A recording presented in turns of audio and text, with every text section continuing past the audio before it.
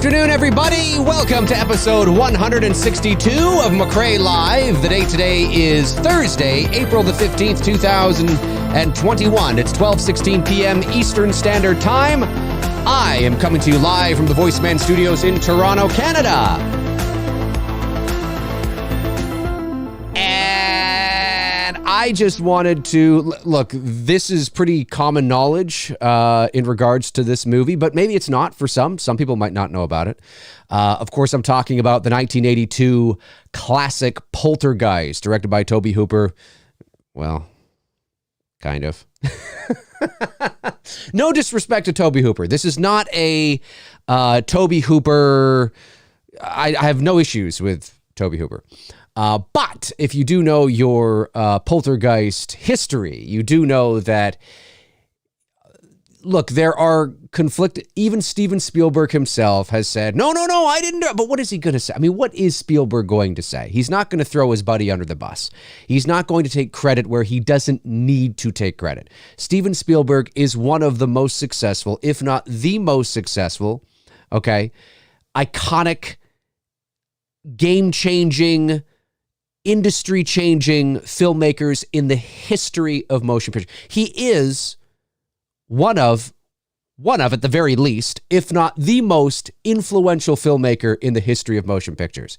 He doesn't need to claim, but I really directed Poltergeist. No, he doesn't need that. So I mean, I'm sure it's like, no, whatever. I don't, even if he really did, because there are some people on set that have said, well, Spielberg was there. He was shooting E.T. at the same time. We know that they wouldn't allow him to shoot.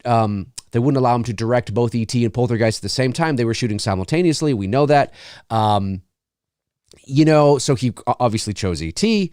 Tobe Hooper, and it's not that Tobe Hooper. You have some people that were on set that have said, yeah, no, it was Tobe Hooper's film. But then there are some people like cast and crew have come out in subsequent years and have said, yeah, it was kind of a Spielberg thing. He was there a lot, and he was kind of like giving his input. But Spielberg has said, no, I didn't do that, which is what you would expect him to. I mean, what would you expect Spielberg to say? Can you imagine? So, Steve, could I call you Steve? Yeah, okay. So were you the one really kind of pulling the reins and directing the Poltergeist movie? Come on, you can tell me. He goes, well, okay. It was me. It was all me. I mean, of course he's not going to say that, right? Tobe Hooper, of course, sadly passed away a few years ago. There was Spielberg's opportunity. Well, now that he's dead, it's all mine. And of course he's not going to say that. He doesn't need it. Even if Spielberg's a humble guy anyway, I don't think he would throw people under the bus. Do I think Spielberg probably had more of a hand in Poltergeist than what is let on? Yes. 100%. You can feel Spielberg in that movie.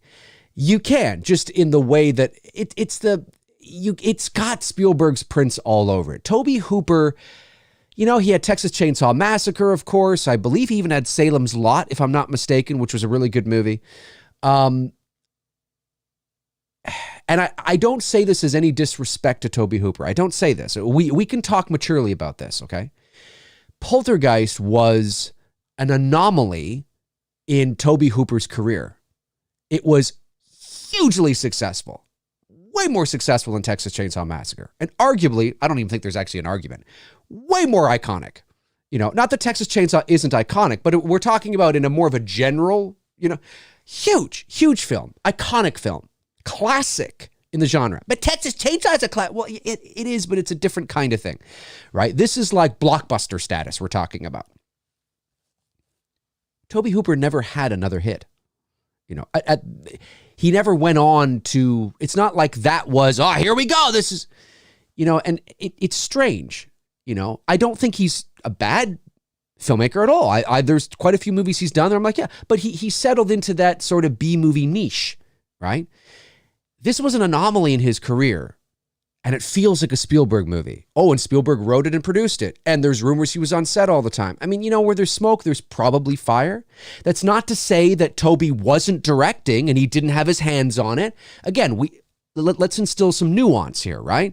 We're talking generally like there's probably more. Did Spielberg have a heavy hand and influence on that movie? He probably did. Right? He probably did. I don't think it's a coincidence that Tobe Hooper's films before or since never felt that way ever again. He never did that ever again. So I think it's important. Not that he didn't go off and make other movies that were good, but we're talking about, you know what I mean? So anyway, no disrespect to Tobe Hooper though. He's an icon, certainly in the genre for sure. Poltergeist, one of my favorite movies of all time, 100%. One of my favorite horror movies, if you can call it that. Of course, it's an early 80s. It's a Spielberg kind of horror movie. It's not one that's really going to scare it's like a ride at Universal Studios. What a coincidence. But it is, it's like one of those fun horror movies, but not lame, not chintzy. It's great. And I'm sure in 1982 when it came out, of course, I was only 3, but I'm sure, if you were old enough to be able to see it in the theater, at the drive-in or wherever, certainly it probably would wow, and the effects, wow, it's a great movie. I love it. I love Poltergeist. I have it on VHS. I have it on DVD. I have it on Blu-ray. I love the movie. But there is one scene in this movie that is, there's a cut in this movie, and you probably know what I'm talking about. That is the weirdest, sloppiest piece of shit edit. It pains me to say that because I love the movie so much, but there is a weird piece of shit edit in this, and there's a reason for it. It wasn't like the editor was immaculate, through the rest of the movie, but just this particular, I don't know, just, the edit on this particular scene, I slipped and, oh shit, well, no. There's a reason for it, which again, I'm sure is pretty common knowledge now if you know your Poltergeist history. But having said that, I think there's probably still a lot of people out there that don't know this, which is why I wanted to bring it to your attention, because I think it's just funny. It's interesting.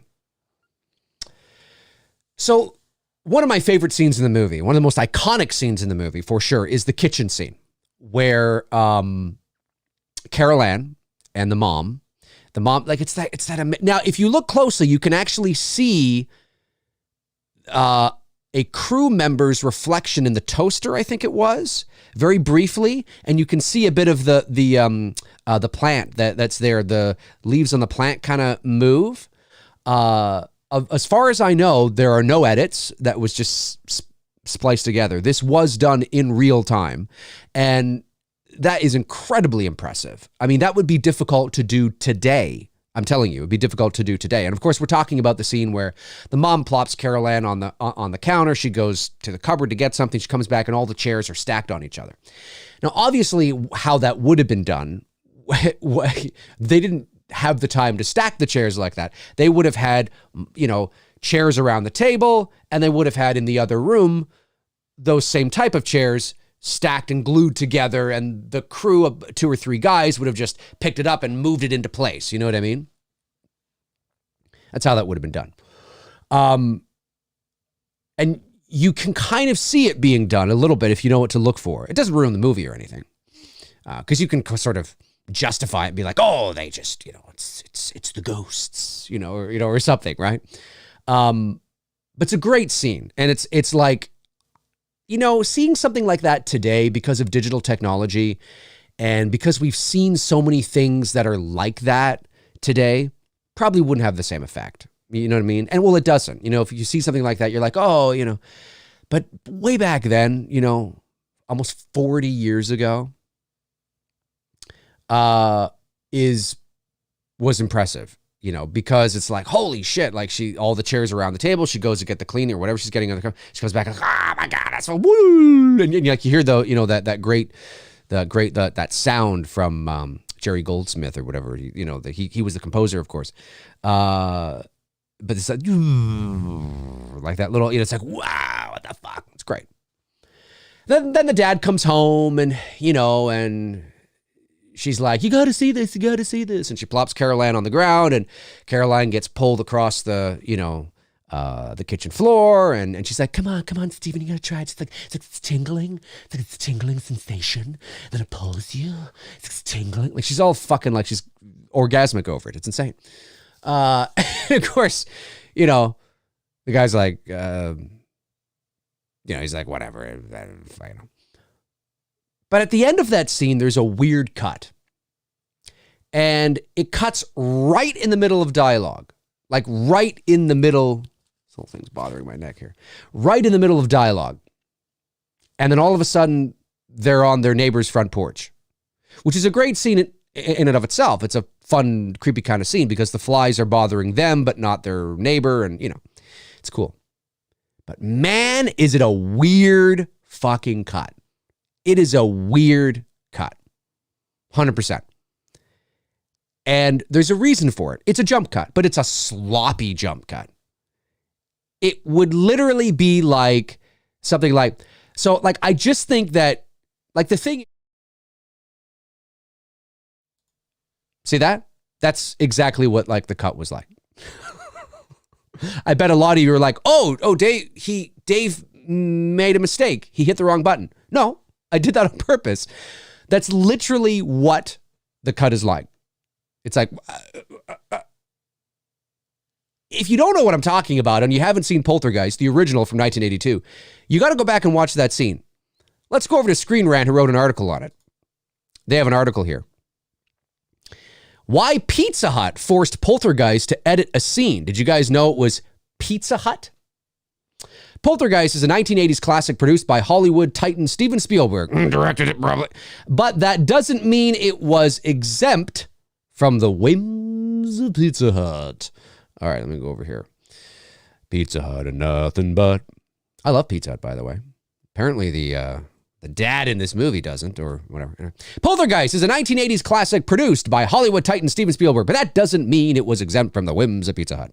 As far as 1980s horror movies go, Poltergeist is unquestionably one of the greatest, of course, in the genre, and endures as a great film nearly 40 years after its original release. Its success isn't easy to duplicate either, as both sequels came up short of the original's acclaim, and the 2015 remake came and went with so little fanfare that many seem to have forgotten it ever happened. It's true. And it's unfortunate because the lead actor in that movie, I always forget his name now. I always call him the Green Mile guy and the guy from Moon. Great independent science fiction film, by the way. If you guys haven't seen the film Moon, you've got to watch it. Fucking great. What's his name? I always forget his name.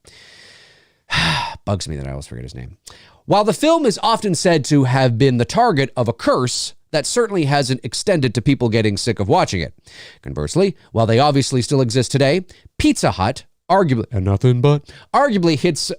hit its peak of cultural popularity in the 1980s. That is true. Its advertising was everywhere, and it became a true household name. Its battles with competing chain Domino's are also a clear memory for most who lived through the flashy decade. Sam Rockwell, that's right. Thank you very much, Justin. Sam Rockwell, terrific character actor, brilliant, fucking amazing. If you haven't seen Moon, you've got to see Moon with Sam Rockwell. Watch it. You'll thank me for it. All right. On to the countdown. Poltergeist and Pizza Hut might at first seem to not have much in common. But it turns out they directly intersected during Poltergeist's post-production. Unfortunately, the movie and restaurant brand didn't meet on friendly terms, leading Pizza Hut to extend a personal pan-punching toward Poltergeist.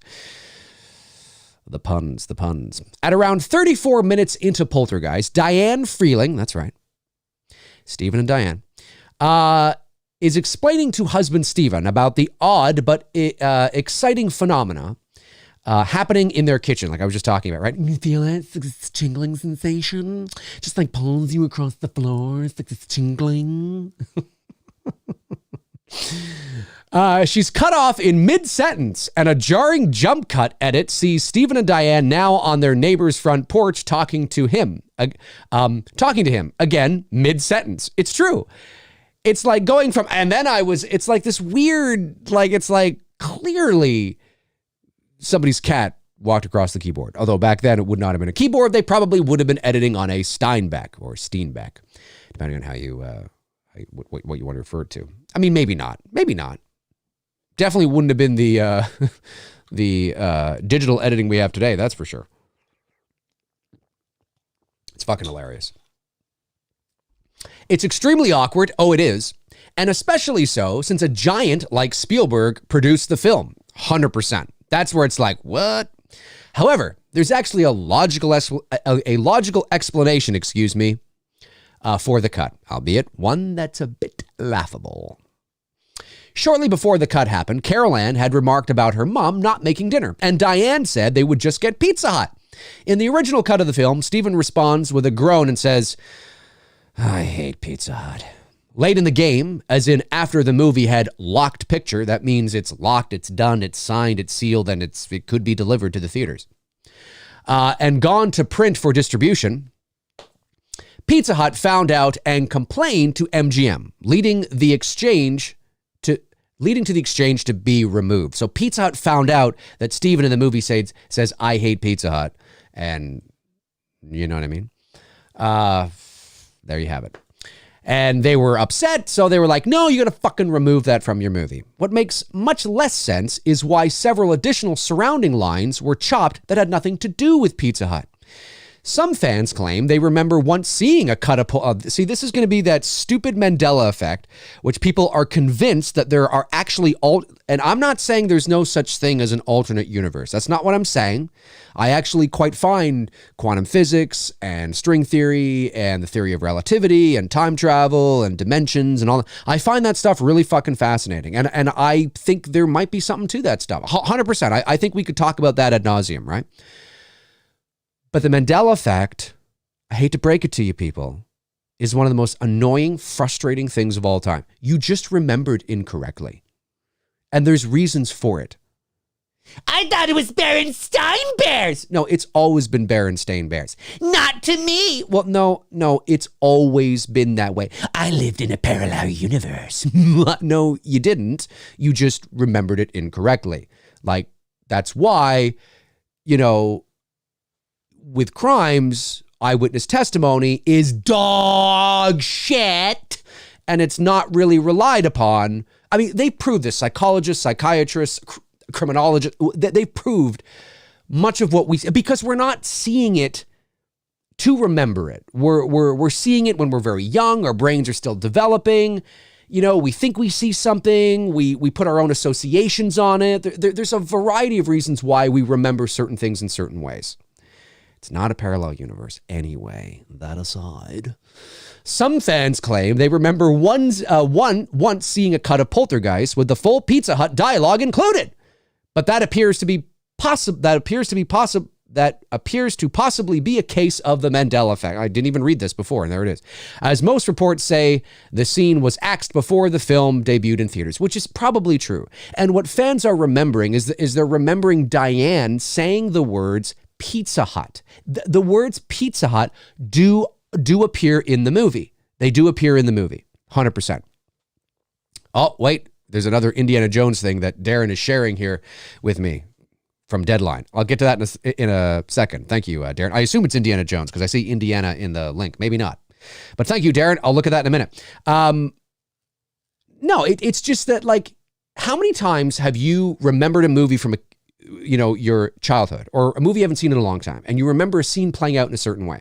And then when you watch that movie, the scene plays out, and it plays out in a similar way that you remember, but not exactly. And you're like, oh, interesting. Well, it's always played out that way. It always played out that way. You just remembered it incorrectly over the years as your brain developed, as you lost associations, you gained associations. You know what I mean? It happens all the time. It happens all the time.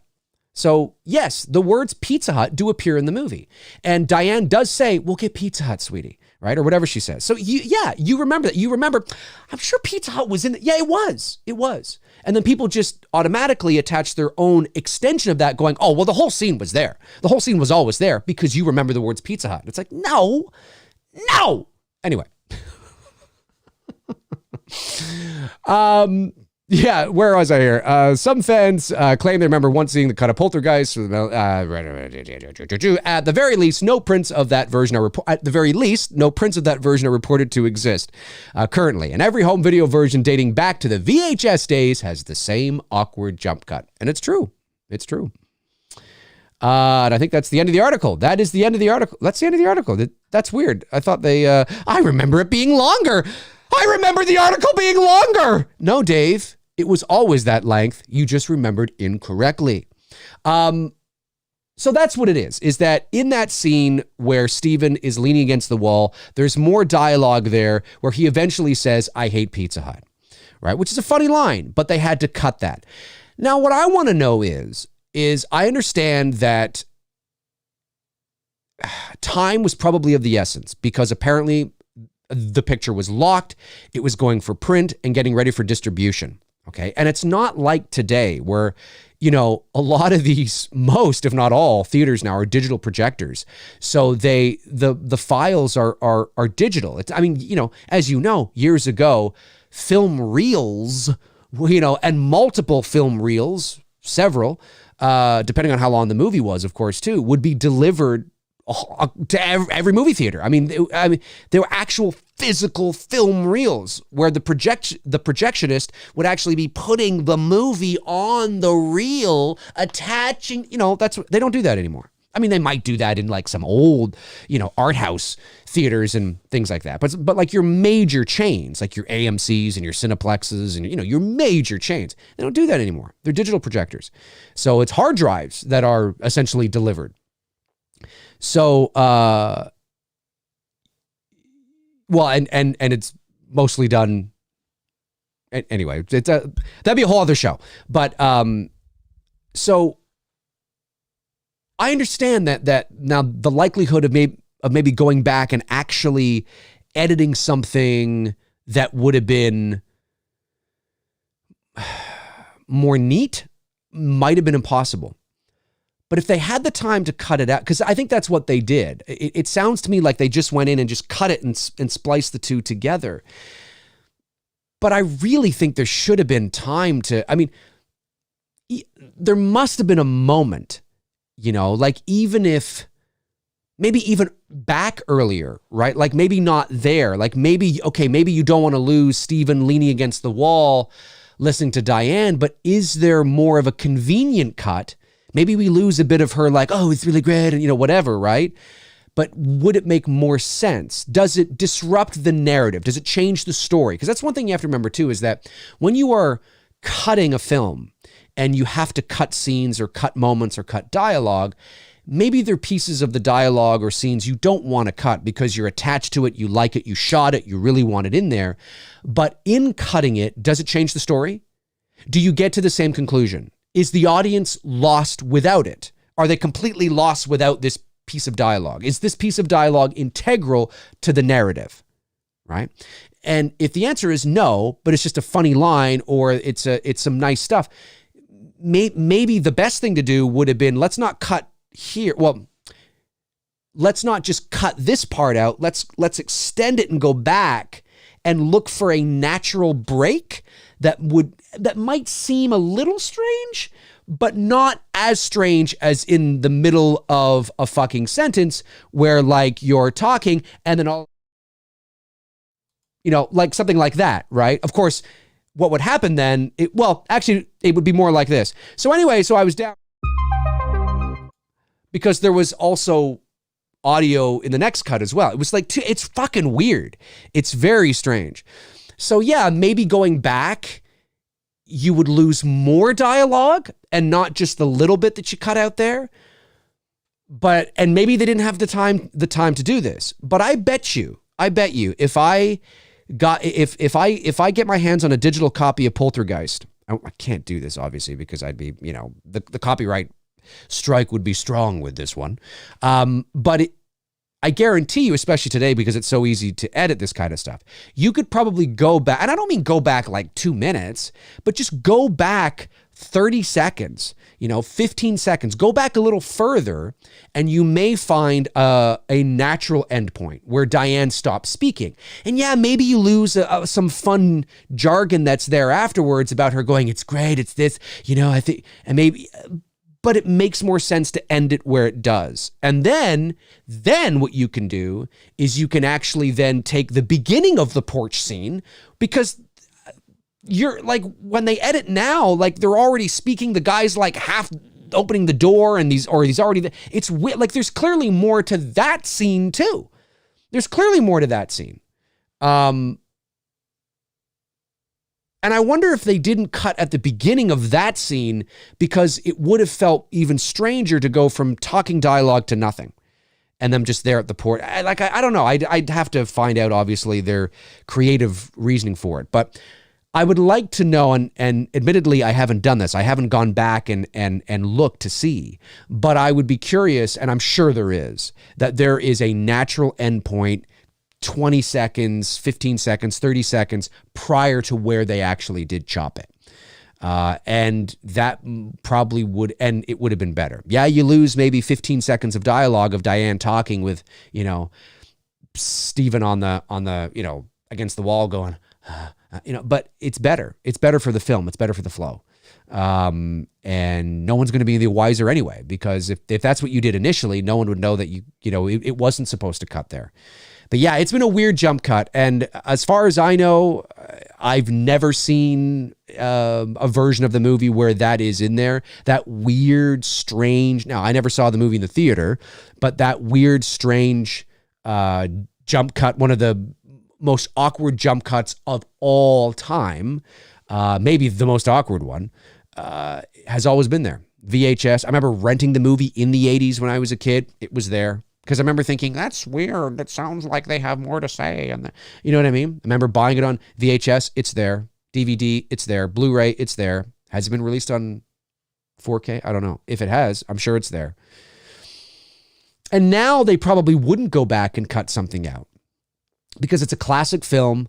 And sometimes these things that are awkward and strange and sort of rub people that shouldn't be there, it's very awkward and strange, has almost become part of its lore, part of its coolness, part of its talking points. It's become part of the movie. So even though it shouldn't be there, it's one of the worst jump cuts in history. It's terrible. It's sloppy. It's just god awful. Like objectively. Like anybody who, like, there's no way. No, I thought it was okay. No. It's terrible. It's clearly a mistake. Clearly a mistake. But now, almost 40 years later, it's become sort of endearing, as sometimes these things do. Sometimes, although they're not usually this bad at all, but sometimes when you watch older movies that have what could be perceived as mistakes or whatever. Maybe there's a little bit of a jump cut, or like there's that jump cut in Halloween where Carpenter, they're tracking along the fence and we see Tommy and Lonnie and Richie and we see them walking and we're tracking and then we stop and then we just cut in. And it's a strange cut. I don't know if it's a jump cut. I mean, well, it is a jump cut, but because it's a jump cut because you're in the same framing and it's the same shot and you're moving in closer. And sometimes those things can work, but it depends on what's happening in the action. I've always found that cut strange. And there's a few things like that in Halloween and in some of the older films as well, but they become endearing. They become sort of like,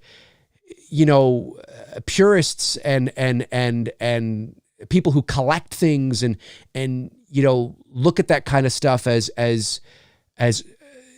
art. Like it's in its purest form. It's the way it was seen. And they don't want those things fixed, right?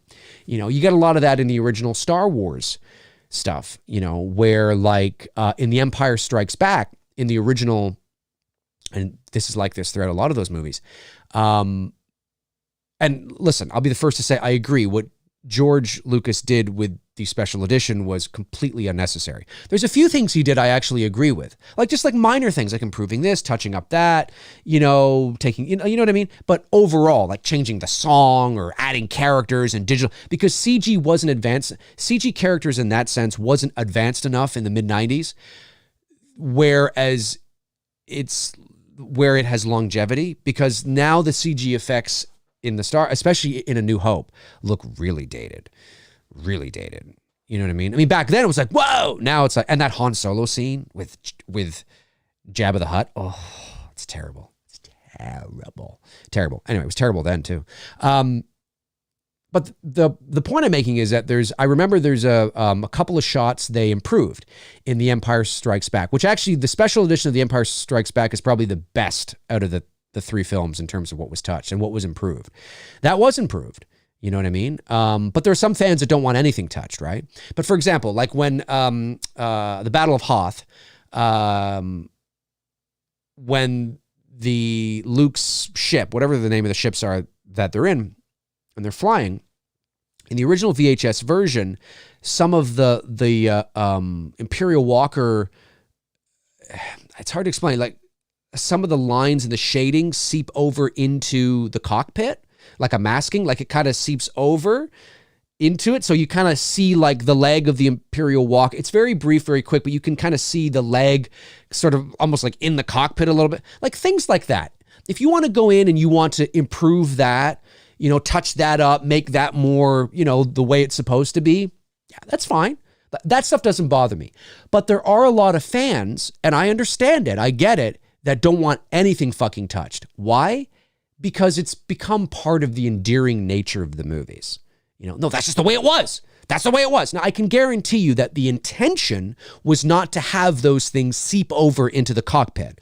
I can guarantee you that when they were masking and compositing, the intention was not, let's have a little bit of the leg of the Imperial Walker seep into the cockpit. I guarantee you no, it's a mistake.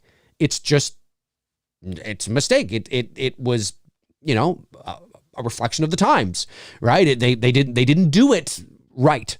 So it shouldn't be there. And little things like that don't bother me because they don't change the story. They don't change my experience of watching the movie. It's just touching up what they should have done. Like that stuff is not like that stuff.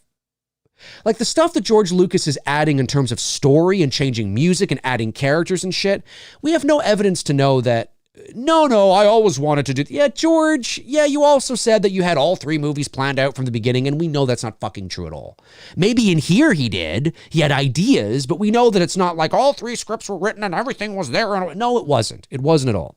But I can guarantee you that, little things like that, touching up stuff like that doesn't bother me. But anyway, the point I'm making is that, yeah, a lot of purists will find those things endearing and don't want anything touched at all.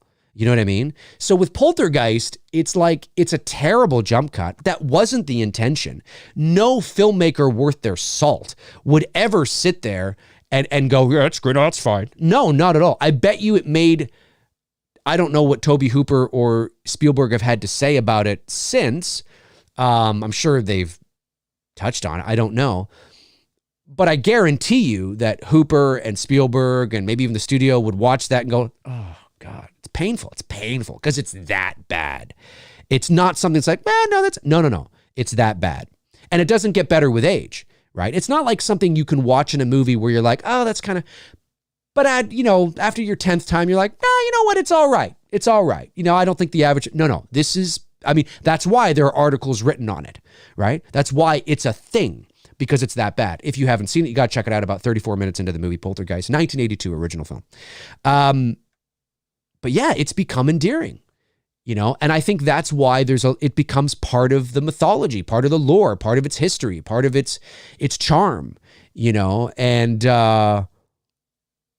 and it's weird, but I understand it. I get it. So I don't think they would ever go back in any sort of official release, even though it makes sense, and try to touch that up.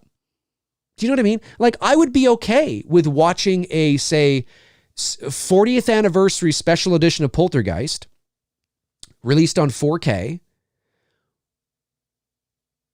And maybe they release an option where you know, that version with the jump cut is still there. So you can watch the jump cut version and the non-jump cut version. You know, I mean, maybe that's how they do it, you know, just to appease everybody. But I would be okay because it doesn't, if they went back, I don't know if they still have the original negative. I don't know. Well, if they were going to do a true 4K restoration, they should. They probably do. So I would go back and I would try to find, first of all, the entirety of the porch scene that the jump cut leads into, and go back and hopefully maybe they still have that I hate Pizza Hut thing, but not necessarily include that, or maybe talk to Pizza Hut now, you know, because it's just funny. It's not like, yeah, maybe back then when Pizza Hut was like, wow, you know what I mean? But maybe Pizza Hut now would be like, nah, you know what? Throw it in there. It's funny. It's funny. You know, who knows, right? It's been 40 years. Maybe the ownership of Pizza Hut would be like, nah, I get it. I mean, maybe you'd have to pay them, or maybe they'd be like, sure, hand over some money and we'll let you do it. I mean, maybe that, and maybe then they'll be like, no, we don't want to do that. You know what I mean? But fuck, Pizza Hut, it's just funny, man. I mean, like, you know, I mean, I wouldn't, but then again, you know, I'm not a multi-million, maybe even billion, I don't know, but certainly multi-million-dollar restaurant chain with restaurants all over the place. I mean, they're up here too. So, you know, a classic pizza chain, whether you like it or not, or like their pizza or not, is irrelevant. They were iconic. They are iconic. They're a legendary. They're right up there with your Domino's and your, you know, all that stuff. So, I mean, you know, maybe they'd say no, but, and if they would say no, and if they do, and it's like, no, we still don't want you to say that, then I would go back and try and find a better edit. Try to edit it better. And especially today, with today's digital technology, I mean, Jesus, you could probably lip flap, you know, Steven into say something else. But then again, that might rub some people the wrong way as well. But then again, we also know in the original Poltergeist, she doesn't say they're here. When you look at, I forget what it is she says. But what she actually says. She does say they're here, but when you watch Caroline's lips, she's not saying here. She's saying something else. They've dubbed in something else. That doesn't seem to rub people in the wrong way. What does she actually, I forget what she actually said, but maybe we should find that out. I did know at one point, but I forget. Include that in there. Why not? They've arrived. I don't know if she's saying that. I don't know. She's saying there for sure. They're back, maybe, or they're upon. There's something she says. I forget what it is, but it's not here. That's for sure. You can tell. Watch her lips when she says it. So, yeah, that's all I got to say about that. It's one of the most awkward jump cuts of all time. You got to check it out, the original Poltergeist, but it is definitely still one of my favorite movies of all time. I think it is terrific. It's a classic of the genre. I do feel more Spielberg than I do Tobe Hooper. Again, no disrespect to Tobe Hooper. Legend in the horror genre, certainly in the B-movie slasher subgenre. And certainly, you know, you can't take anything away from him. But, you know, I mean, if you know the two directors and the two styles, Tobe never went on to do another movie like that ever again. In terms of, I don't mean box office cultural success, although he never did. I'm talking about just like style or just like a feel like that. It's got Spielberg all over it. And I hate to say that because it makes it sound like I'm, you know, throwing shade at Hooper, and I'm not. I'm just saying that, you know, and I don't think it's a coincidence that, as I said, cast, and there are people that defend Hooper and say, no, that's not exactly true. It was kind of, but there was also an assistant, was it the assistant director or assistant or first assistant camera or somebody, I forget, came out not too long ago and actually said, yeah, no, Spielberg was there all the time. But then there are people like, no, that's not. I mean, chances are, yes, Spielberg was there a lot and he did have a hand in it for sure. But Spielberg will never admit it, and he doesn't need to. He's Spielberg, for God's sakes. Spielberg doesn't need that win. Do you know what I mean? I mean, maybe if it was somebody else that was the only movie that they directed and they didn't go on, I mean, maybe they would fight for it, but Spielberg doesn't need that win. So that's why, and it's not good optics. It's not professional, right? He probably wouldn't do it anyway, but he does't need that. He's like, yeah, no, it was all Tobe Hooper. No, man, I was just there, just checking in, just seeing how everyone's doing. I was too busy with ET. I was just over there every now and then, just kind of sitting there and, just whatever. It's like, okay, Steven, yeah, that's why it feels so like a Spielberg movie. But anyway, that's my opinion. Comment below and let me know your thoughts on Poltergeist 1982. If you're watching after the fact, if you're watching live, make sure you comment below in the comment section after we're done here. And let me know your thoughts. What do you think of Poltergeist? It's a fantastic fucking movie. What do you think of the sequels? I don't mind them. Of course, 3 is poor Heather O'Rourke, though, right? Oh, that's so sad. So sad. So sad. And I know a lot of people are going to go, what about the Poltergeist curses? It's fun, but, I think it's also important we understand that people, when they tend to focus in on curses and movies and things like that, how many other people that have worked on Poltergeist haven't died? How many people that have worked in the Poltergeist movies have had good luck?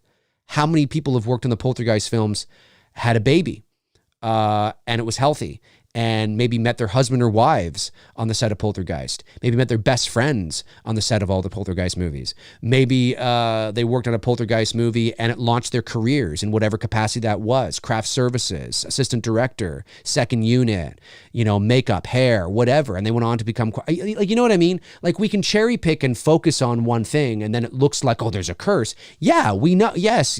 The daughter in the first movie was killed by her estranged ex-boyfriend. We know that Heather O'Rourke, obviously had the bowel disease, and they didn't know that at that time, which is why in Poltergeist 3 she looks bloated. It's because of the medication she's on.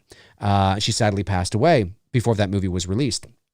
And yeah, there are weird, strange things, but how many other movies out there that are not supernatural films, we would have to actually do an assessment. I know that's not, magical and it strips the magic away. But how many movies are made that don't have that? How many other movies are made that are dramas, comedies that have weird things that happen? You know what I mean? It's just that it's a supernatural movie, and this happens. So people take more notice. You notice it more because you're hyper aware of the genre. You know what I mean? So do I think there's an actual curse? No, I don't. But comment below and let me know. Super chat comes in from Daniel Hirel. Says, my man Dave, hope you're well, brother. I'm doing okay. Hope you are too. I have an interview tomorrow to be the hotel caretaker at some place out in Colorado. I think it's called the Overlook Hotel. Wish me luck, bro. Good luck. Good luck. The Caretaker. Ooh, I love that movie. Love The Shining. Love The Shining. Great movie indeed. Let me just go back. I want to, by the way, Justin Simonson, how would you feel if Sam Rockwell played Chief Brody in a Jaws remake? Also, if you could have 3 film reels of your favorites. Oh, what would you choose? Oh, actually, film reels. Oh, I mean, I would want to go, I got to have a classic like Psycho or Whatever Happened to Baby Jane, Sunset Boulevard, some sort of classic. I think Jaws, not that Jaws isn't a classic. I'm talking about like the golden age, right? Like before 1970. Jaws would be great. Halloween would be great. Although I got close to Halloween. I've told this before, but I just think it's so cool because how many people can say this? When I was having dinner with Mickey Yablons and his wife, very incredible people. Last time I was in LA, my girlfriend and I were over at their house having a wonderful dinner, and he brought out, and funny enough, the people have asked me if we talked a lot about Halloween, and first of all, I think that would be very cringy to do so. And second, no, we didn't. I mean, we talked a little bit about it. We talked a little bit about the convention and the premiere, because obviously he went to the premiere with his dad and his son. His dad obviously being Erwin Yablons. And but we didn't talk a lot about that. We just talked about, Canada and the US and our lives and things like that. But he did bust out, because I gave him, was it Terra Threads or no, I think it was Fright Rags. Fright Rags released that trading card set of the original Halloween. I purchased one. I did a video on it on my channel here. I have it. It's underneath over there in a case. It's cool. Anyway, I bought the whole thing, and there were a couple of cards with Mickey, obviously as Richie from the movie. So I placed it in the I think it's the shot where Michael grabs him by the shoulders and he's he's doing this, right? So I took that, I put it in a plastic case, and I gave that to him when we were having dinner, and he thought it was really cool. And he was like, "Oh, this is so great." And that kind of started the Halloween train a little bit. So then he excused himself. We didn't know where he was going. He went upstairs. He came back downstairs with a bunch of shit. And one of the things he had was the reel, like the actual film reel, like reel to reel kind of thing. Not film reel, sorry, audio reel of the original recording of John Carpenter's Halloween. Like not a copy. It's the original recording of John Carpenter's Halloween. Now, we couldn't play it. And I don't know if he has a reel, in there that he could play it on. I don't think he does. And even if he did, he probably wouldn't, because if anything happened to it, you know what I mean, or whatever. Anyways, I took it out. I looked at it. There's a video on my channel. If you haven't seen it, there's a video on my channel where I show it and I talk about that. It's really, really cool. He's such a nice man. And his wife, Isabel, is so nice. His son, Jack, and his daughter, Emma. And amazing people. So generous. Love them. But it was cool. It was cool to hold that. So that's as close as I've gotten to, and that's cool. I mean, the Halloween theme is one of the most iconic, not just horror themes, but themes in movie history. So to hold the original reel of the recording in my hand, is pretty special. That's pretty cool. So that's as close as I've got to something like that. But that would be cool to have. Any of the 80s pop culture stuff, Back to the Future, Gremlins, Raiders of the Lost Ark, that'd be an amazing print to have. Yeah, so, a bunch of things like that. And Sam Rockwell as Chief Brody, I could see it. Yeah, I could definitely see Sam Rockwell as Chief Brody. 100%. Cody Buchanan says, Pizza Huts around here went out of business middle of the pandemic. Oh, that's too bad. They're still up here. At least there's a Pizza Hut down the street from me. Not down the street, but I mean like in my area. So they're still here as far as I know. Let me just go back. I want to grab that link that Darren sent. Let me just see this here. What is this link? We have another link. And does this have anything to do with Indiana Jones? It does. We have another one. Indiana Jones 5. Mads Mikkelsen joins Harrison Ford and Phoebe Waller-Bridge in sequel. Mads Mikkelsen. Okay. Let me just read this here. I want to bring this over for you guys. This is, let me just see this. Oh, can I bring this? Hang on a sec here. 1 second. Let me bring this over. Oh, for heaven's sakes. Why are you doing that? Hang on. I'm trying to get over to the other screen. Why are you? There we go. All right. Let me just go over to the other screen and see if I can bring this up. Okay.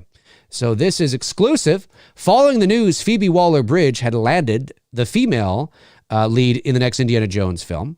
Lucasfilm has found Harrison Ford's next co-star as Mads Mikkelsen is set to join the next installment. James Mangold is taking over. Yeah, okay, we know all that. And I think that's just it. That's all they say, right? Oh, the film marks another major franchise Mikkelsen is boarding after coming on to Fantastic Beasts franchise. Mikkelsen plays Johnny Depp. We know that. Okay, so that's it. Cool. So again, we don't know what, we have no idea what he's going to be playing. Do you think he's going to be the villain? I could see him being the villain. The one thing I don't want, this is what I don't want from Indiana Jones 5. And this is what was one, look, there was a bunch of stuff that was, a bunch of stuff that did not, there was a bunch of reasons why Kingdom of the Crystal Skull was trash, okay? I mean, there's pockets of goodness, but overall was not a very good movie. There's a bunch of reasons why that even go beyond Tarzan and the trees. One of the things I didn't like about, one of the things among many that I didn't like about Kingdom of the Crystal Skull was that there were too many people with Indiana Jones. Like, I don't mind if he has a little sidekick, like Short Round and the girl or something, but there were too many adults. you had Karen, and you had like Ray Winstone's character, and Karen Allen.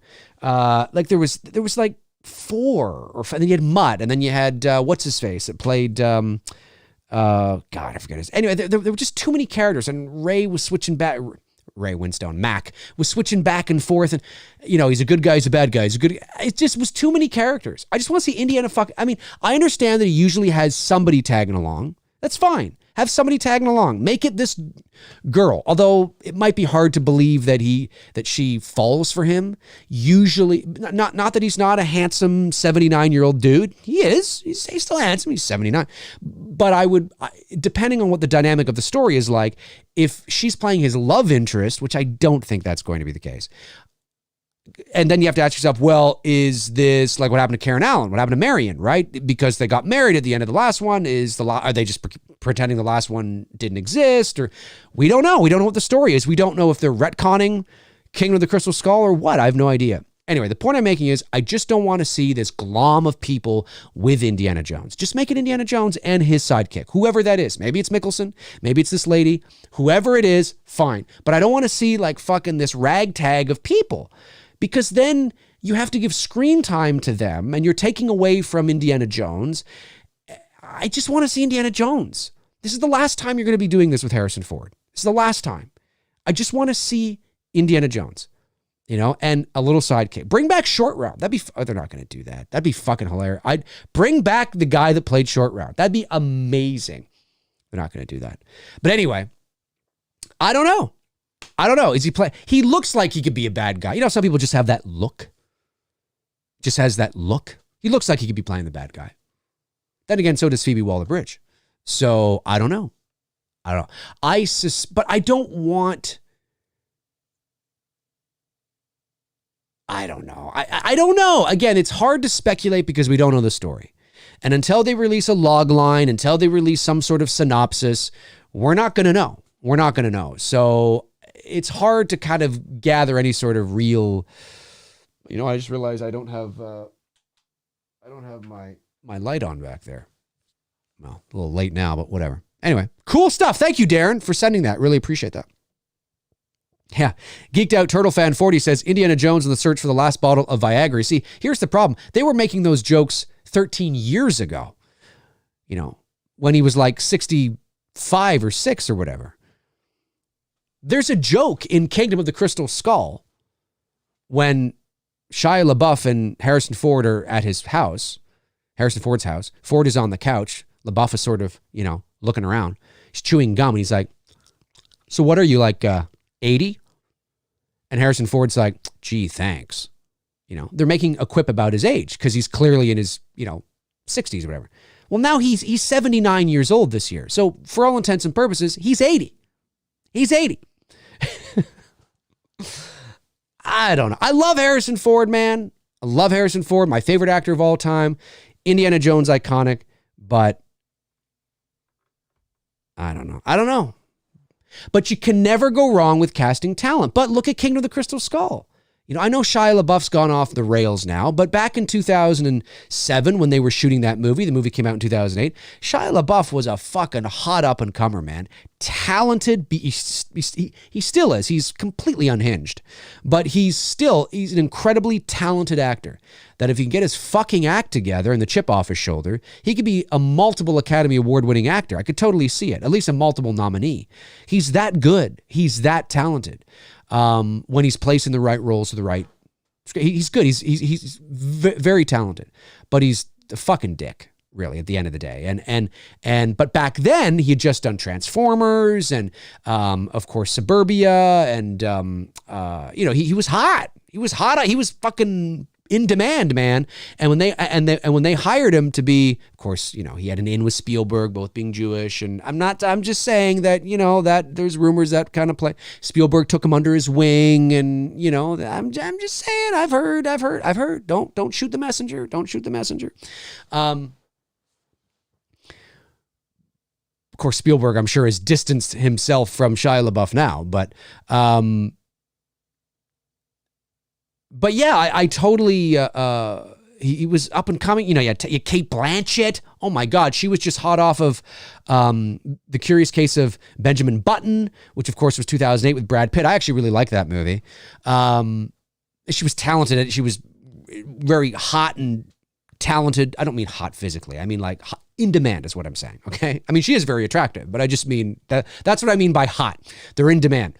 You know, Ray Winstone, of course. And I mean, yeah, but the movie is not very good, you know? So it's never a bad thing to add talent to your pool, but story matters.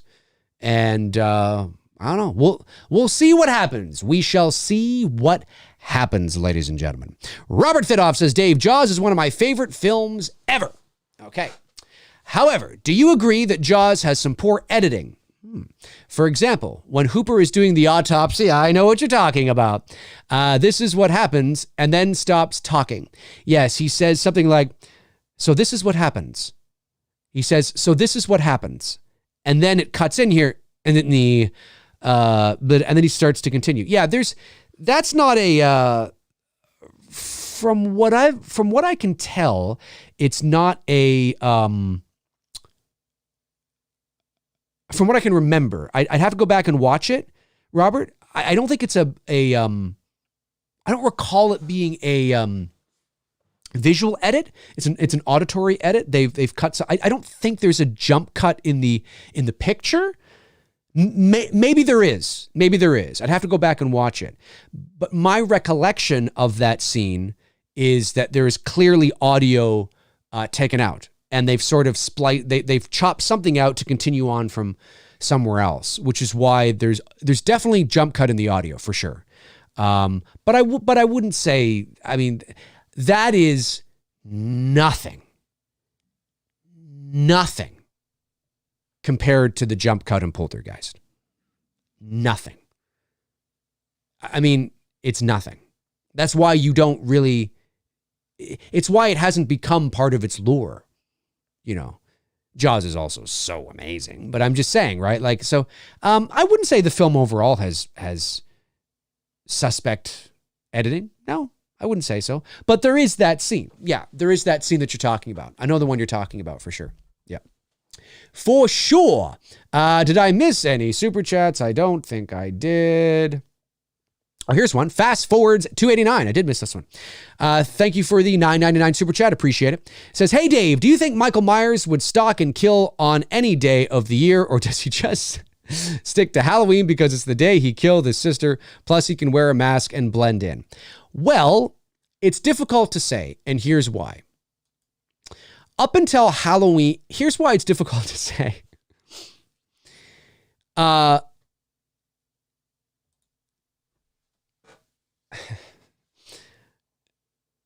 I don't know, but let's have some fun. So in the original Halloween, he killed his sister on Halloween night. We don't know why. He escapes from the mental institute on Halloween or the night before, October 30th. He escapes. Now, was he planning that? Was it just opportunistic and it just was a coincidence that happened that night, that Loomis showed up with Marion and it's raining and there was an opportunity? We don't know. We have no idea. Now, the fact that Dr. Loomis says, I watched for 15 years, sitting room, staring at the wall, waiting for this night, inhumanly patient, death has come to your little, right? So we know that there is at least some evidence from Dr. Loomis's dialogue that he was waiting for Halloween. Okay, but we don't know why. And the why is the reason for his insanity. We don't know why. Okay. Halloween 2 is a direct sequel to Halloween 1, and it picks up the same night. So he's essentially, but it is reasonable to believe that Halloween 2 crosses the threshold of midnight. It's reasonable to believe, okay, that when he's stalking Lori in the hospital and out front when she's banging on that it's probably 3:30, 4 o'clock in the morning, November 1st. I mean, I think it's reasonable to assume that we are now past the threshold of midnight. But I don't get that technical. I still consider that Halloween night, right? Because I think we probably all would in other areas of the calendar as well. And And then he's killed. He is killed. Like he was supposed to die at the end of that movie. They made an anthology film, didn't work, they brought him back. In Halloween 4, they just so happened to be moving him and transferring him on Halloween. So here's where we don't know. If they had planned to move him on August 6th, some random innocuous day, would he have woken up, stuck his thumb through the doctor's forehead, and escaped the ambulance? I don't know. We don't know. We don't know, right?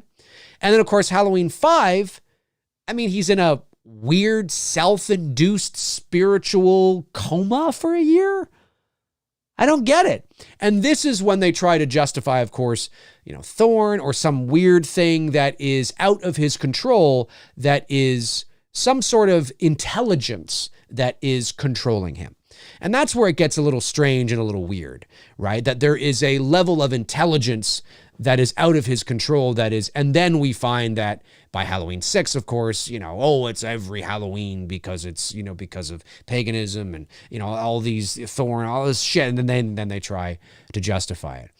But it depends on what version you're talking about. It is explained, not like spoon-fed to you, but it is in the subsequent sequels as we roll on that that technically it probably would only be Halloween, which is actually kind of funny in some ways. But anyway, then of course, you get to H2O, they say 4, 5, and 6 don't exist. So that's out the door. And now we don't know where he's been. Where the hell has he been? What has he been doing? How has he been surviving? Listen, I am okay about keeping the anonymity and the ambiguity of the boogeyman there. I think that's important. You guys know that. I think it's important. But there is a certain level of suspension of disbelief that even I have trouble with. And with H2O, they never found his body. It's a little more difficult because of the kind of character he is. And we don't know, with Billy from Black Christmas, it's different because Billy's not supernatural. There's no evidence to suggest that if he was to escape, that he could not live a normal life in the shadows or be taken care of by a grandma or a sick friend or maybe he got married these are not spoilers to the movie. I'm just talking objectively. Okay. These are not, it's me, Billy spoilers. I'm just saying that, because he's a real person, and there are real people that can commit murders and then live in the shadows untouched for many years. And then something happens again and then they're caught or they're not caught or whatever, but they're not supernatural beings, right? What I'm saying is have supernatural elements to them. Michael Myers is clearly defined as having this weird sort of, he's alone. So what was he doing? Where was he? How was he living? How was he shitting, peeing, eating? Like what was he doing? Was there a string of, dog deaths in the Midwest between 1978 and 1998 or something? Was there this string of dog deaths and no one knew why? I mean, it's harder, although you suspend your disbelief and you're like, okay, they never found his, so what was he doing? Where did he get that mask? How was he surviving? It's not the same as like a Billy or like a Jason even, where it's clearly defined that he's fully supernatural. He just lives in the woods and you just, eat off the animals. Michael's different because he's that half and half. So he's not fully, well, it's unknown actually. It's supposed to be unknown, right? He is human, but he's got supernatural elements. So there's more of that. Like, we don't know. It's harder to buy into when you get that crazy, 20 years. I don't know. Who knows? It's like, and then he just shows up one day in a car with a mask. It's like, and it doesn't look like he's aged really. Anyway, those are my thoughts. I think it's just stuff you got to think about, and I think it's clearly defined that he has a reason for killing on Halloween though. Yeah, I do. Another super chat comes in from Fast Forwards 289. Thanks, Vice. Says, agree, Dave. I was saying, just going by the original, if he hadn't been caught or whatever after he got up and walked away, would he keep going around killing days after Halloween since he's random? I have no idea. It's a good question. I don't know. Probably. I think there's enough evidence that when you watch the original Halloween, when you understand the original intent, that I think it would have carried on into November 1st, 2nd, 3rd, whatever, until he was caught or killed. I think that's probably true. I think he was waiting. I think it's very clear that he was waiting for Halloween night. We don't know why. He was waiting for it, but I don't think you then make that leap. I don't necessarily believe that it's evident in that first Halloween that there is some supernatural intelligence that would cut him off at midnight. Do you know what I'm saying? I think it's just he was waiting for that night to get the ball rolling again, but that he would just continue. Yeah, I do think that's probably true. Like what was happening in Halloween 2. Midnight Cross. Like I said, although we don't really see any time, you know, logic would tell us that when most of the hospital shit was going down, you know, that it's well after midnight. You know what I mean? So yeah, I think it's probably true that he probably would have just continued. He just was waiting for Halloween to get it going for whatever reason. Let's see here. Evil Alex says, I would be interested in Sartain's notes about Myers, what he did all these years in the asylum and what things about Myers. I understood why he did what he did. He wanted to find out how Myers works. Well, I mean, it's true. And look, I mean, the reasoning for why Sartain did what he did is not up for debate. No one's questioning, I don't get it. I don't get why he did that. It's just the creative choice to implement that at that moment feels shoehorned in. It feels nothing more than a means to get Myers to the house. And I think so you throw this twist with the doctor, but you abandon the twist as quickly as you introduce it. And therefore nothing. So it's like, it just feels like we're going to plop this here to make this happen. And then we're going to get rid of it. I think maybe I don't agree. I don't like him putting on the mask and all that kind of stuff. I think it's unnecessary. I don't think we should have played Sartain as a cuckoo doctor that would go to that lengths under these circuit. Like he's losing it. He's a man of science. I don't think Loomis would have done that. And I don't think somebody working under Loomis would have done that. Now, maybe if this was a TV series and we had like a whole season where you could develop Sartain's character and you could allow the audience to organically get attached to his arc, and we can see over episodes, 1, 2, 3, 4, 5, that there's more to him than meets the eye, and that maybe he is a little, and he's really obsessed with, whatever. And then by the time that crazy twist happens in episode 9, it makes sense. It's more believable. It's earned. It feels earned, maybe even a little expected, but not in a bad way. But in the movie, it feels like it's out of left field. Not that Sartain was not obsessed with Michael and knowing Michael and Lori and what makes him tick and how he believes that it's her that, is him. And there's this like fate thing that, and he's like, it's all, what's going to happen when we bring these two together, like two animals, Oh yeah, that's very apparent. That's very apparent, but you don't have to play that up for cuckoo doctor. Like you don't have to play that up like all of a sudden in the middle of this shit going down, he puts everybody's life at risk, stabs the cop, like stabs the police officer, putting his own life at risk.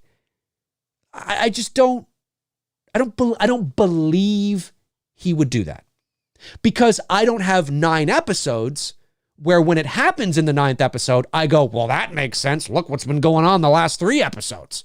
You know what I mean? That's called an arc, right? It's called a character's journey, an arc that feels, we believe that. It's earned. It's not out of left field. Everything that I was introduced to with Dr. Sartain in 18, I was like, okay, interesting. Didn't make me think that he was going to fucking lose it in the most inappropriate time, murder. Well, we know Hawkins survived, and we know that's not a spoiler. David Gordon Green has pretty much said that.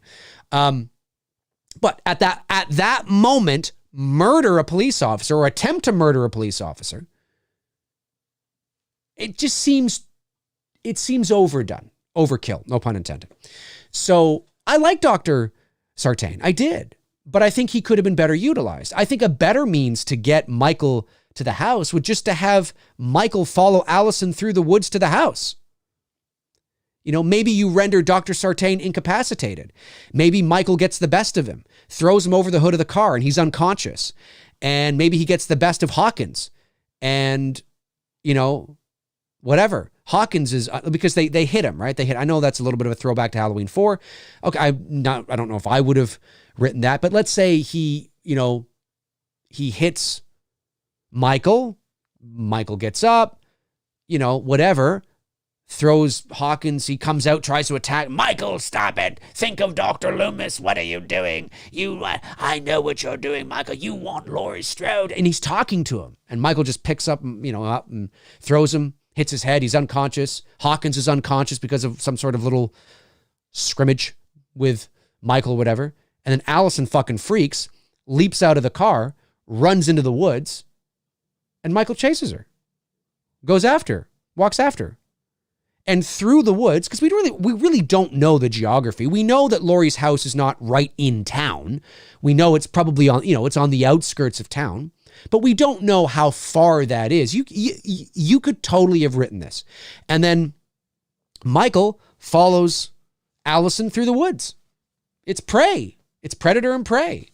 He's not following her because she's the granddaughter of Laurie Strode. No, he doesn't know that. He doesn't know that. But and if you want to add that in there, maybe there's some sort of subconscious thing, maybe. But he's following. It's prey. It's prey. I'm following her. She's a cute young girl that reminds me of my fucking sister, just like Laurie Strode in the original, right? I'm after her. She's mine, bitch. You could have this really cool chase scene through the woods with moonlight coming in, like my sequel concept idea video on my channel. And then there's an opening and she breaks free, and she's at the house. You did not need to have that strange twist with Sartain to get Michael to the house. You didn't need it. So I actually like Dr. Sartain. That's why in my official review of that movie, the only review I've ever done on my channel, I say I have a love-hate relationship with the character, or a like-hate relationship with the character. Because I actually like the character. I think he's a nice compliment. He's the Loomis. He's that nice compliment. But the fuck, I would not have done that. I would not have done that. Wayne Gottke sends in $5. Thank you, Wayne. Says, I think Marion was Michael's doctor after Loomis's death, and Sartain plotted to have her removed from Smith's Grove to enact his own mischievous plan. You may be right. Maybe you're right. I don't know. Maybe you're right. I'll be curious to know how they handle everything. And I know you guys are as well. You may be right. You may be right. Darren says Sartain was just an old pervert. I think that could be it, actually. That totally could be it. He may have just been an old pervert that just didn't really care. Just didn't give a shit. Didn't care at all. The Rusty Lion sends in £5. Thank you, buddy. Says, hey, Dave, did watch Game of Thrones? I did not. I've never seen an episode of Game of Thrones in my life.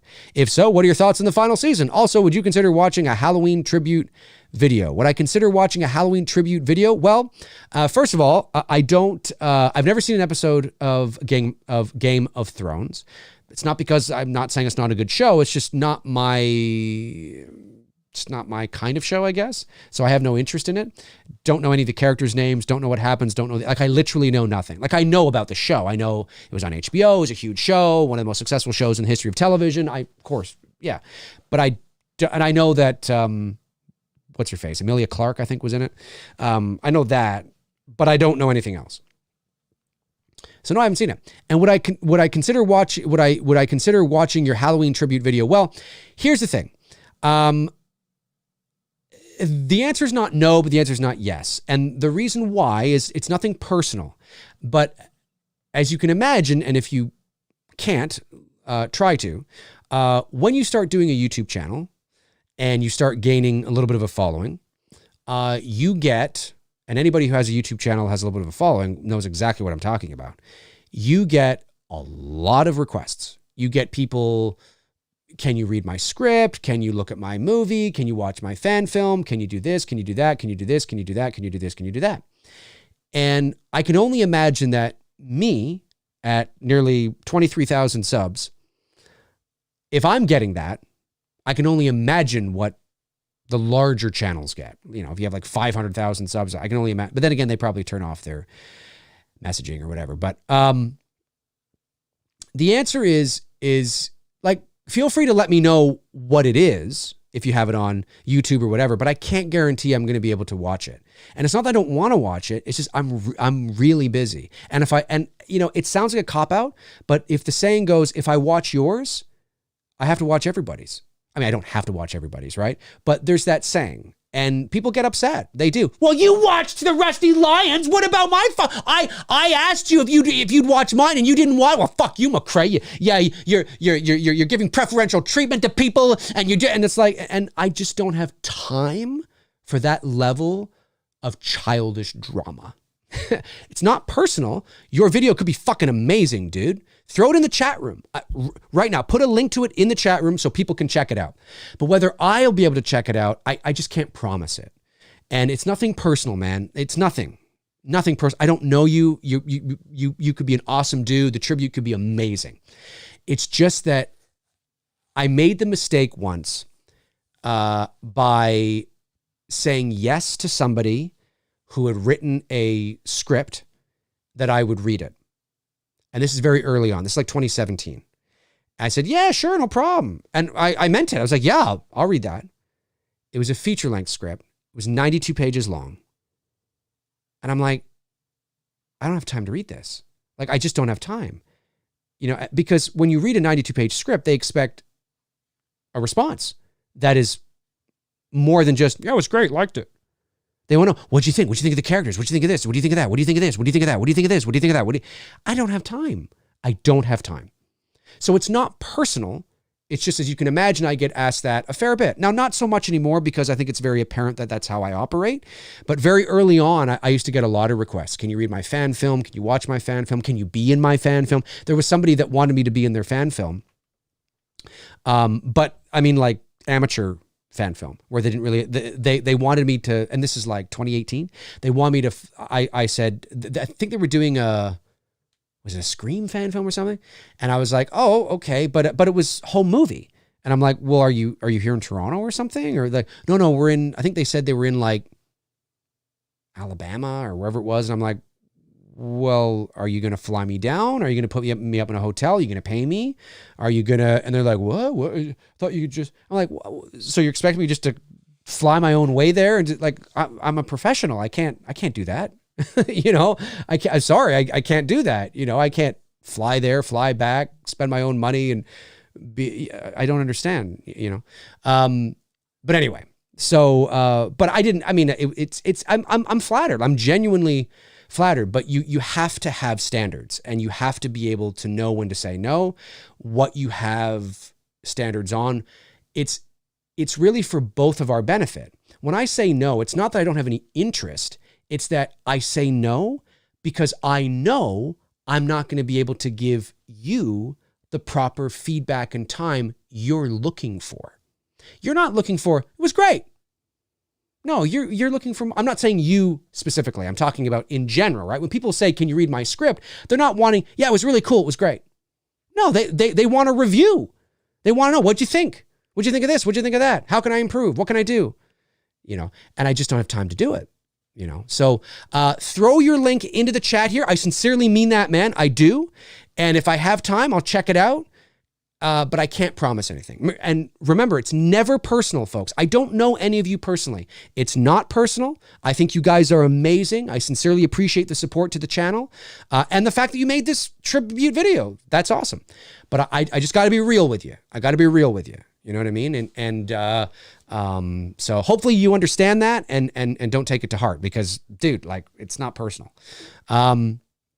Let's see here. Fast Forwards 289 says, I always thought he would continue on because he has no motive. Great show, Dave. I'm looking forward to It's Me, Billy. Keep up the good work. Thanks, man. Well, that's the idea, right? That's right. He has no motive. And people often say, no, he has a motive. It's this. People confuse motive with when I always talk about motive, I'm talking about sort of a predetermined, like intent. right? And that's what they talk about in, is it premeditated or is it not, right? That's what they talk about in crime, right? When somebody says, what's the motive in crime, when the lawyer says, or the judge says, what's the motive? Well, what's the reason, right? The reason just because is not a reason. You know what I mean? He thought she was hot. Well, that's not really a reason.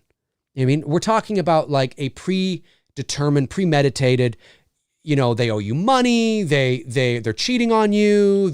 It's revenge. It's this, it's that. That's why they have different levels of murder, first degree, second degree, manslaughter, because it's more nuanced than just this is the motive, right? Michael's motive may be that he is infatuated with Lori, but he didn't know that. He didn't go. I mean, listen, we're talking about the original Halloween, okay? In the TV cut of Halloween, I know it says on the wall, sister, okay? But that wasn't the original theatrical cut. That wasn't the original intention. That was added afterwards. In Halloween 2, they reveal a motive. We're talking about the foundation of Michael, right? The original foundation of him. There was no motive. He didn't know he was going to bump into Lori until he got back there. It was circumstance. It was happenstance. And then he glommed onto her, because the idea was that, maybe she reminded him of Judith a little bit and whatever. And you can say, well, that's his motive. But it's not a motive. There's Michael's like a predator, it's instinctual. He sees it, he hunts, he kills. That was that's why it's so scary. That's why nobody's safe. That's why things appear at random. At least that's what I mean when I say he doesn't have a motive or a reason. It's not like in the original Halloween is what I'm talking about. That's what I mean by that, right? Just because I've had people say, yeah, just because was his motive. Just because isn't a motive. That's not going to hold up in court. Why did you kill her? Because. Oh, okay. That makes sense then. That makes sense. That's okay. No, it doesn't work like that. It doesn't work like that. Having, being obsessed with something isn't necessarily anyways, I have videos on my channel where I talk about it. I could dive deep again, but I can feel myself about to do that. There's videos on my channel where I talk about that. And I think we have to understand there is a semantics argument to be made in regards to motive, but hopefully those videos you watch, just type in Dave Mcrae, Halloween, motive, Michael Myers. I have like 2 or 3 where I dive deep into it. And I explain it all there. So you're right. He's got no motive. There is no rhyme or reason for doing what he's doing. There's some instinctual whatever that, and that's what makes it work, right? That's the unknown factor. That's the weird. What is this? Why is he doing it? And we're not supposed to know. So yeah, you're right. There is a big likelihood that he could have just continued. I agree with that. Let's see here. Mando Viking sends in $5, says, big fan. Thank you, Mando. I can't wait for It's Me, Billy. What are your thoughts on what they did to Michael's mask for Halloween Kills? Oh, I loved it. I thought it was great. I thought it was the most accurate looking Michael Myers mask in 40 years. Since Halloween 2, which is the same mask anyway, but I thought it was great. I totally believed.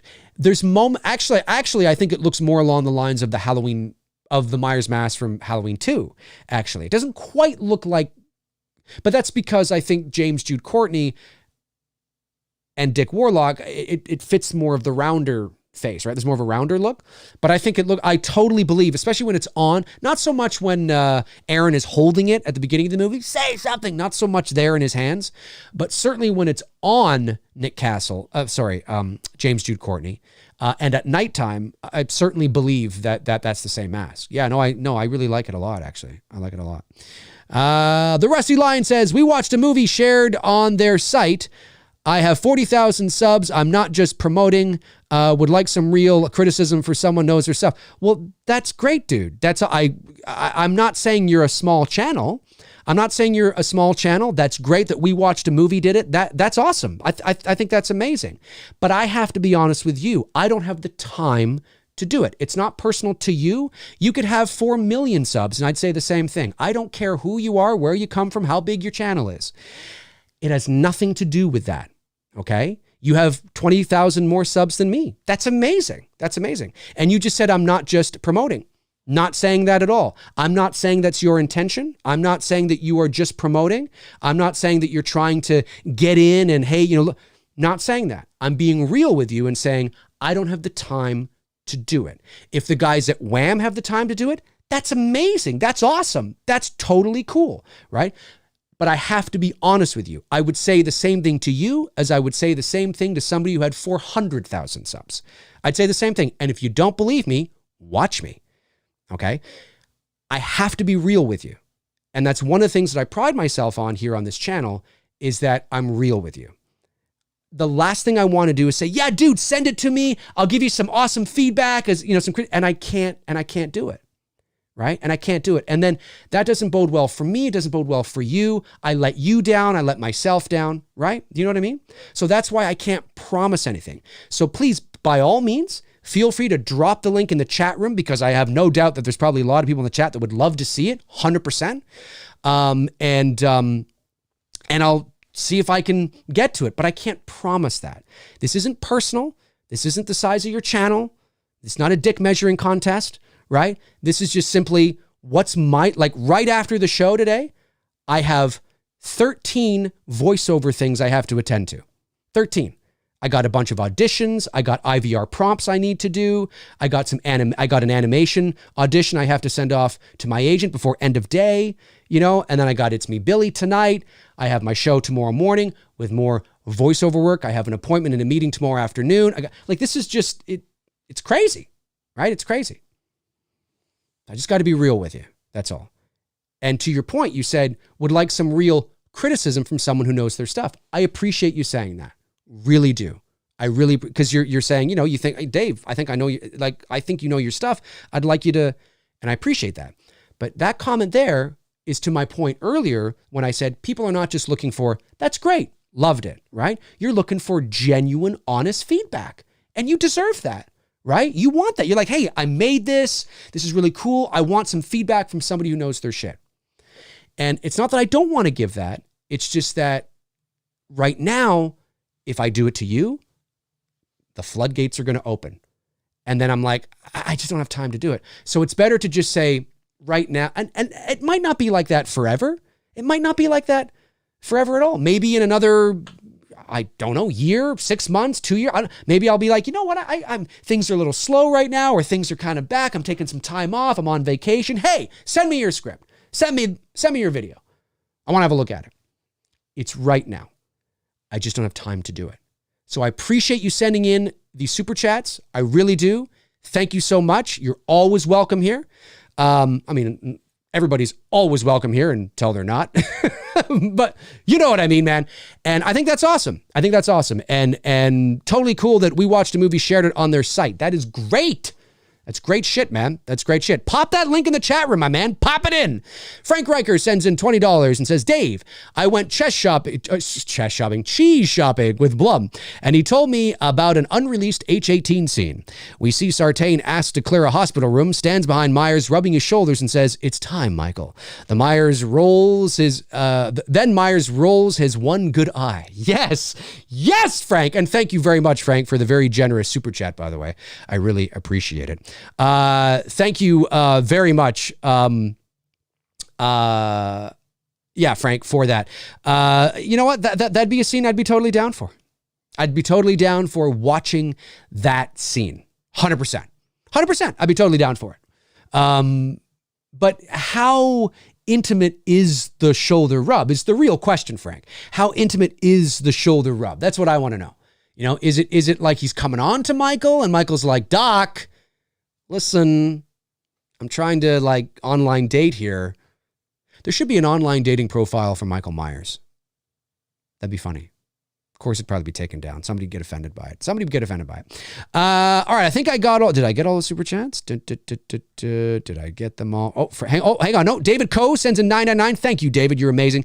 Have you by any chance seen the behind-the-scenes clip of Jack Nicholson getting into character before the scene in The Shining? I have seen it. As someone with zero acting experience, I found it fascinating. Oh, it's cool. Yeah, that show was movie was intense. Kubrick is an intense, almost authoritarian director. He's brilliant. His movies are amazing. One of the greatest filmmakers of all time, no doubt. But his sets were tough. Just ask Shelley Duvall.